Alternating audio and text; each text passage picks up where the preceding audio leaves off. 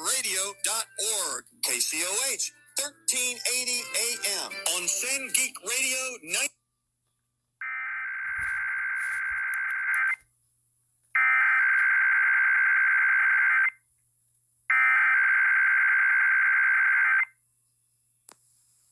The civil authorities have issued a required weekly test for all of Alabama, all of Arkansas, all of Iowa, all of Illinois, all of Kansas, all of Louisiana, all of Minnesota, all of Missouri, all of Mississippi, all of North Dakota, all of Nebraska, all of Oklahoma, all of South Dakota, all of Tennessee, all of Texas, and all of Wisconsin beginning at 11 a.m. and ending at 12 p.m. Test message pause open cap EAS feed configuration test message.